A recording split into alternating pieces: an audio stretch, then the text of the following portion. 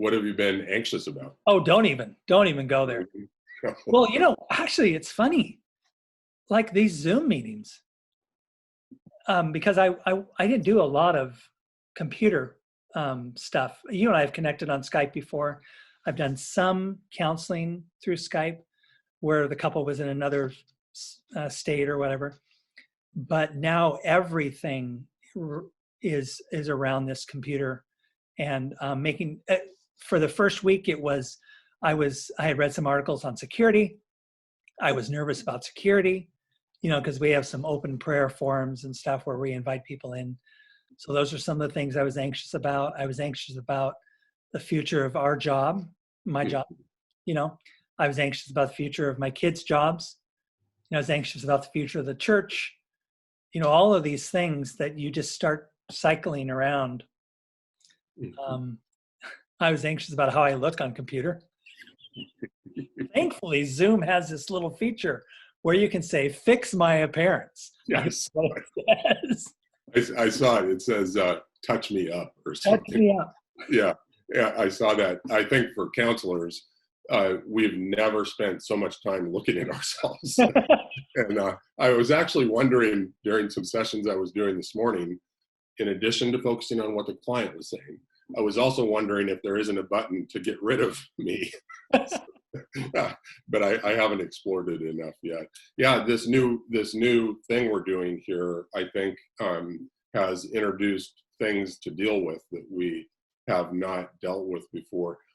That's something I would probably want to toss in here so that people are aware of it. Decision making is fatiguing. And so in our world, when we go to make decisions, we know that is neurologically draining on us, and it's pulling from us.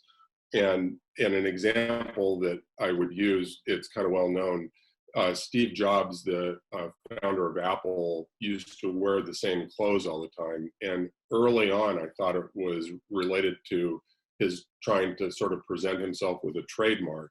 And then it wasn't until his biography came out that I found out he had done that to reduce decision making. So he chose the clothes that he liked, and it was, I think, a black, maybe turtleneck and black pants. And then he filled his closet with it.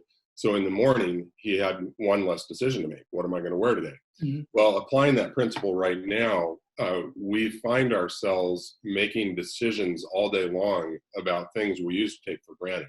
I heard Dr. Fauci say last week, he doesn't see any reason why anyone would ever shake hands again. And shaking hands is part of the culture of greeting and warmth.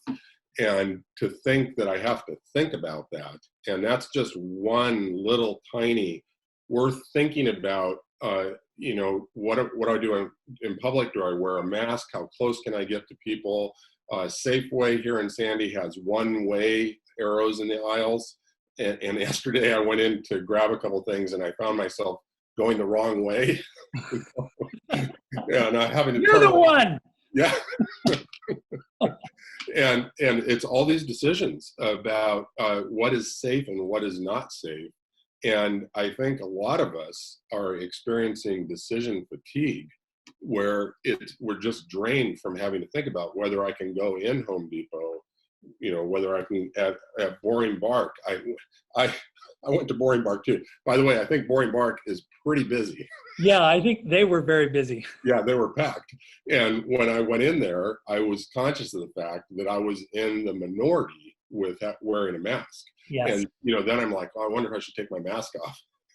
And a couple of people recognized me and said hello to me, and I'm like, oh, now I'm committed. I've got my mask on. If I take it off now, they're gonna.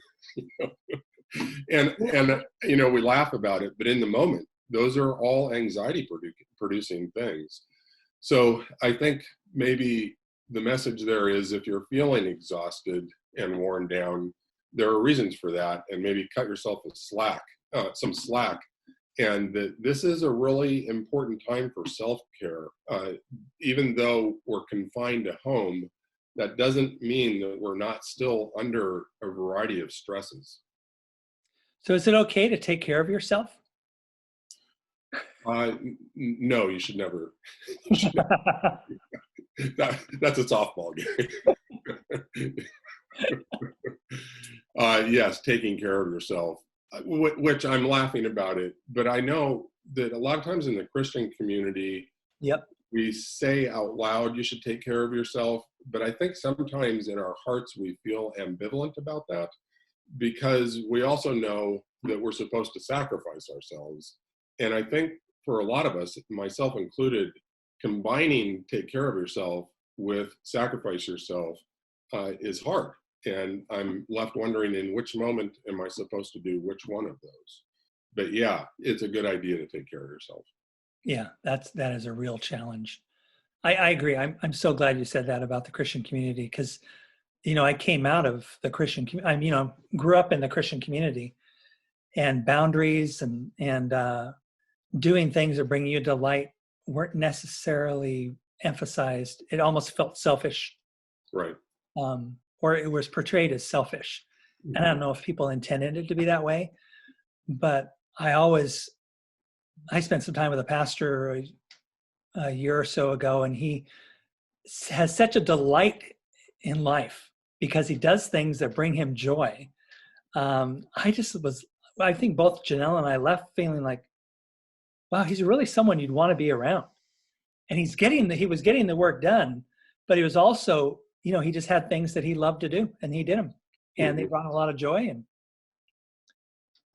I won't tell you what those were because I might get in trouble. But anyway, yeah, that whole self-care. So you have given me tips before about, and just continuing in this, dealing with anxiety and stuff, like strategies for sleeping.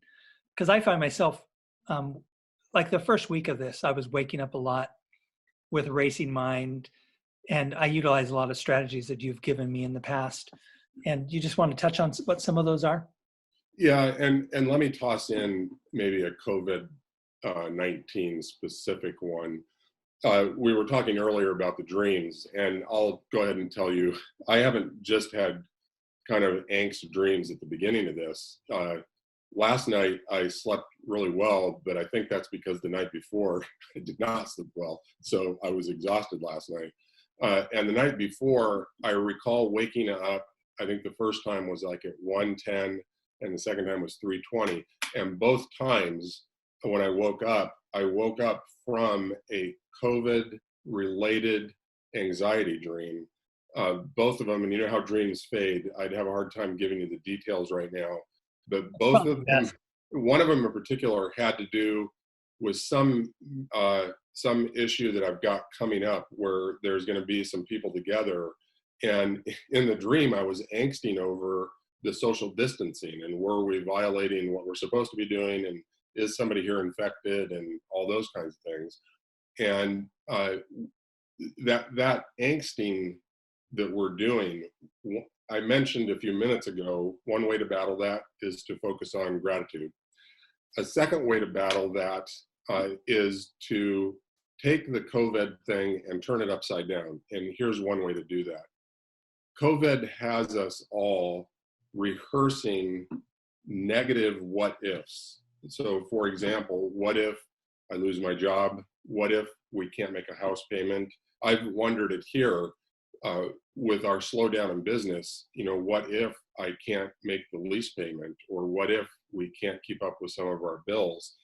And what happens is we actually do rehearse those what ifs in our mind. And the what ifs can get quite elaborate in terms of our concerns and can take us quite a ways down the road. So this was actually suggested to me by Sarah Coombe, one of our counselors here that I think you know and actually have referred to. And early on, like the first week of March, Sarah said to a group of us that we should take the what if thing and turn it around and make 5 positive what if statements.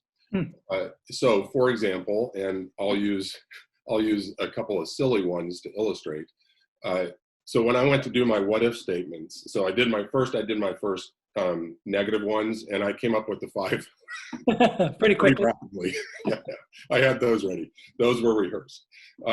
One of them was, what if my home office, I had time to actually organize it and clean it up? And I actually tackled that almost right away, because I thought, man, that would be really nice, because it bothers me every time, that I walk in there.